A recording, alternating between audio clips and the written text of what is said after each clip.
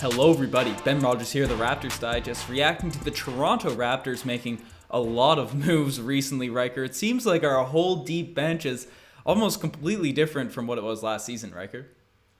And I love when we start digging into some of these stats. We're gonna make some extreme hypothesis on these players. But Ben, before we start, it's a new pod. We're recording in back to back. This is probably gonna be released on Sunday. So I'm gonna change the hat, going over to the old Toronto Huskies hat. But we'll break Hey, down. We'll break. I don't know how to right. We'll break down some interesting pickups, Ben, because ultimately this team, it did look like it was going to have to get gutted with losing Ibaka, losing Gasol, wanting to have ability for the 2021 offseason to have cap space. So you don't want to bring in anybody on long-term deals, ideally team options or non-guaranteed contracts. So I think the Raptors were pretty effective in doing that and still maintaining some sort of semblance of a championship contending team with bringing in Aaron Baines and to an extent Alex Len. I think that the roster is still competitive, Ben, and now a couple of guys from all around the woodworks probably nobody's ever heard of before. And let's break them down, Ben. yeah, for sure. And before we get into the new guys, we have to say say goodbye to our former guys we brought up in the last podcast. But Malcolm Miller and Duan Hernandez ended up being waived by the Toronto Raptors. So obviously Malcolm Miller, a great 3-point shooter. I think he'll get picked up somewhere else. Duan Hernandez, if he can stay healthy, he looked like a talented guy. Anything you're going to specifically miss about those two players, Riker? Well, to no fault of his own, Duan Hernandez didn't get a lot of opportunity to play, really only the bubble, and you Mm-hmm. can't make a lot of sort of extrapolations with that. Malcolm Miller, he was always ready to come out and shoot, and I just think it was opportunity. Like it just wasn't there on this team because of how much depth that the Raptors had, and there was other guys that had the chance to shine, and he unfortunately didn't. So I wish him the best moving forward, Ben. Yeah, for sure. But let's dive into the sort of new players that we picked up. And one of them played for the Indiana Pacers last year, Elise Johnson. He's a guy that has some interesting stats. He's a 6'7" power forward. He obviously didn't get that many games under his belt for his career, only 31 games, but he shot an encouraging 50% from the three-point line, Riker, in his first season with the Indiana Pacers. So remarkable three-point shooting percentage. Maybe the sample size is a little bit less indicative of that number, but only shooting two threes for that season, went one of two. But I don't know, a big that can sort of shoot. He's definitely a big, strong guy, mobile, athletic power forward. Obviously, after losing Rondae Hollis Jefferson, a player that Raptors fans seemingly really wanted to keep around, he could be an interesting guy to fight for one of those last few roster spots, Riker. Yeah, maybe. I think certainly the lack of depth for this Raptors team, as currently assembled, is in that big position. So small forwards, power forwards, center. If you look at, well, maybe not center so much now. You have Boucher, who could slip down to the four, but Boucher, Len, Aaron Baines, but definitely in that 3-4 spot. I think there is the opportunity to get a couple of minutes per game on sort of that deep bench or in kind of the garbage games against the Bulls or the Hornets, whoever. And Elise Johnson, he could be that guy. Who knows? If he keeps up 50% 3-point shooting, he'll probably be a starter by the end of the season, Ben. Yeah, no, if this guy.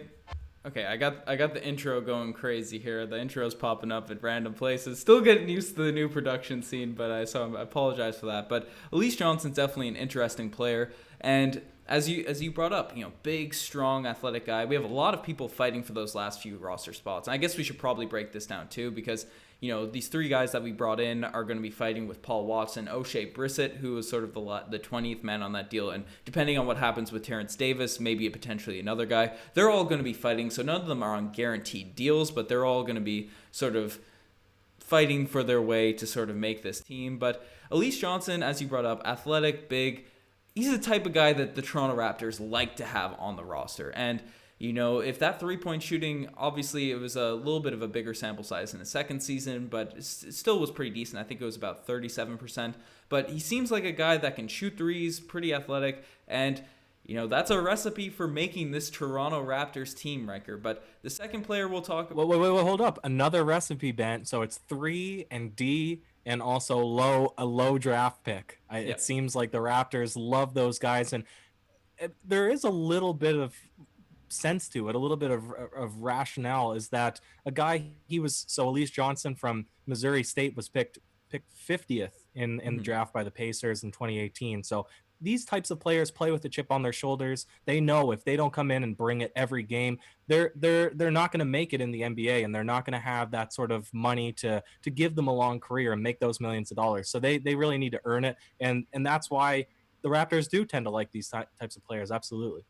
Yeah, for sure. And the second guy we picked up is wasn't really a low draft pick. He was actually pretty known coming out. I think he was ended up being a lottery pick for the Detroit Pistons, but Henry Ellison, a guy that's really never found his footing in the NBA, had some interesting seasons over the course of his career. Obviously, a 6'10" center power forward, 3-point shooter, known as sort of a 3-point shooter over the course of his career. Shot 34% over his entire season, but unfortunately, last year with the Brooklyn Nets, shot 14% from the field, Riker. We're sort of extrapolating on these stats as we mentioned at the beginning, 14% in only 5 games, but he's been on the Raptors 905 for a while, so he's sort of been in that Toronto Raptors system. We see him now getting an opportunity to play, get a chance to try out during training camp with the big team. And is there anything specifically that really encourages you about Henry Ellison's game? Because bigs that shoot threes, right? His defense has been a little bit sort of questionable over the course of his career, but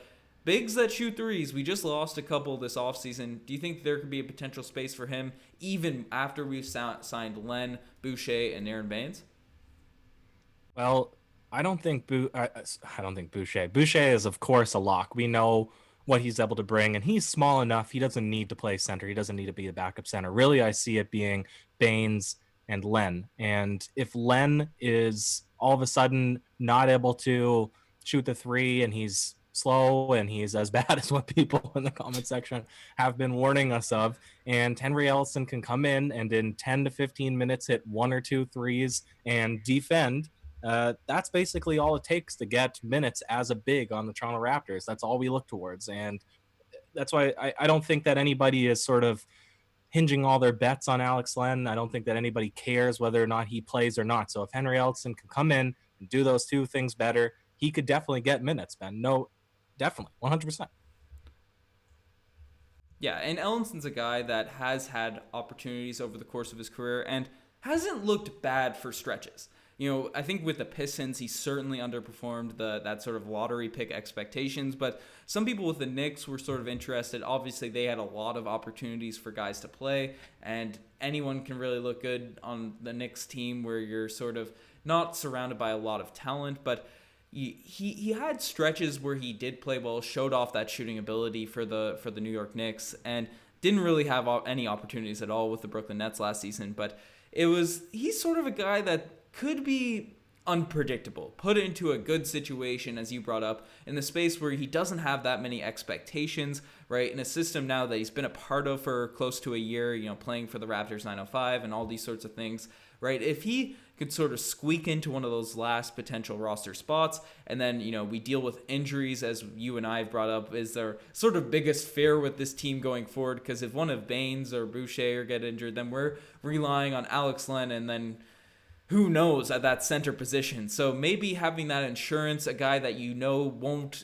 completely tarnish your offense if he's out there on the court, he could definitely potentially be a guy that's sort of interesting, Riker. But the third player, before we sort of talk about and debate who we think will actually make the roster, he played for the Memphis Grizzlies last year. Utah Watanabe, it's right there. I definitely butchered that pronunciation, but he's, all these guys, none of their stats really jump off the page, but he's a player that can sort of shot 37% from three last season. He's a 6'8" small forward. Riker, this guy is probably the most unpredictable of the bunch, just in terms of his skill set and what he could potentially bring to the table. Yeah, absolutely, Ben. And he does have some sort of, I guess, experience playing on the international stage. Obviously, plays for Japan and played alongside Roy Hachimura, who's kind of a shining upcoming star for the Washington Wizards. And this guy, he's been in the league, what was it, 2 seasons now, and he has very limited minutes. But what I think is interesting about this whole debate and these whole signings is that we now have a guy on the team who went undrafted, who we've now given $22 million a year to. And 3 years ago, we were debating whether or not it would be him or Brady Hislop to hit that final roster spot. And that's, of course, Fred VanVleet. And so you look at that ultimate sort of career path and career trajectory over not a very long amount of time. There is potential that one of these guys could end up doing the exact same thing. And I think Yuta Watanabe, I think that maybe defense could be suspect with him more so than a guy like Elise Johnson. And you have to be able to do both, Ben. And even if you can stroke the three, you still need to be able to hold your own on the defensive end. So that's where I'd maybe call to question this guy's ability to crack that final spot, Ben. Yeah, and he's a player that, sort of all these guys that we picked up, they have the potential, as you brought up with Fred VanVleet. Obviously, he fit a style and then improved his game, given an opportunity to really have an opportunity to make this roster and stuff. And with these three guys, including Utah, they're all sort of players that have the potential to fit this system, right? These deep bench guys. I think the only player we really signed this offseason that's a little bit more suspect was DeAndre Bembry and maybe Ellison, just because they aren't known as three-point shooters, but obviously they're more established guys and have had more roles in an NBA team. So I think they have the edge up on these sort of deep bench players. But yeah, you brought it up. Three-point shooting defense, we're going to continually iterate that sort of line as we break down these sort of deep bench potential players that maybe would have an opportunity. But Ryker, I'm hiding these images. I got all these players' images coming up, but I apologize. The production's been a bit more shoddy on this one, getting used to the slideshow background. But Ryker, we have a lot of guys on that deep bench fighting for the sort of last two roster spots. Currently, we have Paul Watson on a two-way deal. We have O'Shea, who was in that deep bench last year. Two guys we saw a lot of last season, right? We have Elise Johnson. Well, all these three guys coming in now. Who do you sort of out of that crop of guys really see making the deep bench, maybe getting those two-way deals and maybe getting a chance to play next season? So Ben, do you want to say it on three who we think is going to be that guy? Because I think we're going to say the exact same name. I think we're in sync. Yeah, 3. Okay, 1, 2, 3. Paul Watson. He's the guy. It's Paul Watson's year coming up. But I'll let you take that away. No, Ben, you take it away. I think we're both on the hype train for this guy. Small sample size, but he did some good things during the bubble. Yeah, no, Paul Watson's a guy. He plays defense. He's had some ridiculous highlight blocks for a shooting guard. He has great athleticism. He can dunk. He can shoot threes. He's mobile and really looks polished for one of those guys that you see on the deep bench. I think a big thing with him is just opportunity. Obviously, he's not necessarily a young guy, but a player that is been around, played in Europe, played across the world, and has been with the 905, has been on the deep bench with the Toronto Raptors last season, and was a guy that almost performed at a level where you and I almost wanted to see him get opportunities in the playoffs, because his three-point shooting, his just intangibles looked really good for this Raptors team. I think we're going to make a whole video on Paul Watson, why we think he'll break out, because we've sort of talked about it a little bit on different podcasts. So I think the real debate is with the next 4 players and who we potentially think will remain on this team, will get that camp roster. Well, they all got invites. Who will actually make it through that passage of time? But do you want to sound off on Paul Watson before we talk about the 4 other players? Yeah, Paul Watson, he played 9 games in the bubble, I believe, or 8 games in the bubble, shot 44% from 3 and 52% from the field. And this guy displayed athleticism. He was attacking the basket. He was trying to live above the rim in a couple of poster dunks, Ben. We love explosiveness, and especially with the potential. And what's most likely looking like Terrence Davis is going to be released with all of the other stuff that's happening with this sort of pending legal suit. I think that Paul Watson could naturally be a guy that shifts up, takes that role. And of course, we saw throughout the last season how much time somebody like Terrence Davis or Matt Thomas could get if they come out and they're just fire their intensity right away. They hit their shots. They do what they can. All of a sudden, they can become a 20-minute guy off the bench from being relatively unknown the season prior. Paul Watson could definitely be that guy. He could take that leap. He might not, but of all the guys we mentioned, Paul Watson seems to be the closest to that type of player, Ben. Yeah, for sure. We're in agreement on Paul Watson. We might make a whole video on him as the season inches closer. But the other 4 guys, and also our second-round draft pick, his name is slipping me. I think it's Anderson. they're all players that are sort of potential. We also have to do a video on our draft picks, and there's a lot of exciting stuff. But uh, you know, O'Shea Brissett was a guy that really impressed last season. Now he's sort of on the deep bench. We're not sure his contract situation right now, but he's there's nothing guaranteed with him. But we know he's going to get the invite to camp, and it's tough to sort of compare a guy we've seen a lot of last season to these sort of players that we've looked at sort of highlight reels and looked at their stats in small sample size. It's tough to compare, but we broke down the other three players. But O'Shea Brissett was a guy that was undersized for a big, but was a remarkable offensive rebounder in terms of his hustle and energy, right? He brought that sort of Rondé Hollis-Jefferson vibe when he was on the court. He also knocked down a few threes. His defense looked pretty good. Looked a bit raw in terms of as an undersized power forward in terms of ball handling and all these sorts of things. But other than that, looked like a guy with a lot of potential. Are there,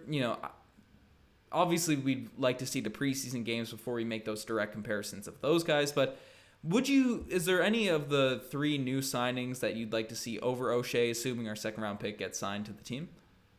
Yeah, maybe, Ben, because the way that it looks right now is you have, see if I can get my fingers onto the screen here. You have Lowry, Malachi, you have at the shooting guard, you have Van Vliet, then you have Norman, and then Matt Thomas. Power forward, you have Pascal and Boucher. Center, you have Baines and Len. It's that small forward where I think that there's some competition. You have OG coming off the bench. It could be anybody. It could be O'Shea. It could be that other pick, I guess. It could be Paul Watson, even though he's more of a shooting guard. It could be Elise. It could be what was the other guy's name? Utah. I can't remember all the names here. But Watanabe. And I think at the small forward, what are we begging for, Ben? We're begging for 3-and-D guys. So it's whoever can do that the best, because none of our small forward backups are going to be shot creators. Even OG, we're desperate for him to become more of a creator, take some shots off the dribble to really display his ball handling that he's improved over the seasons. But none of those other guys we're going to look to create their shot. They just need to be 3-and-D guys. So I personally don't care. Whoever can do it the best. Yeah, for sure. I mean, you also forgot to mention Patrick McCaw, who was a staple in our rotation when healthy last season. So there's going to be the Raptors are a really interesting team this year. We obviously have our standout starting unit, but in terms of the bench, there's a lot of unproven players, a lot of opportunities to be had going around. Right, we have Bembry, we have a lot of guys now that are sort of going to be fighting for minutes, going to be fighting for opportunities, and training camp's going to be a big thing to look at that just in terms of who will make the back end of our roster. Then, the season, we know Nick Nurse likes to try different things out throughout the course of the regular season, and obviously even tried out something new in the playoffs, having OG at center, which was a lineup you and I didn't mind, or was kind of surprised to be thrown out there out of nowhere. Certainly worked, but maybe Nick Nurse is going to look to even get more creative, because he's been vocal about he likes to try things out prior to the playoffs actually happening. So a lot of interesting pieces, 3 new signings for the training camp deal. But let us know who you guys think. Let us know who you guys are most excited about. You guys are the best to make it this far. Check out the Twitter, the Instagram, all that cool stuff. Ryker, you have any last words on the Raptors' deep bench? Yeah, I can't believe I forgot McCaw. Patrick McCaw. That's it. We'll sign it off that way, Ben. Cheers.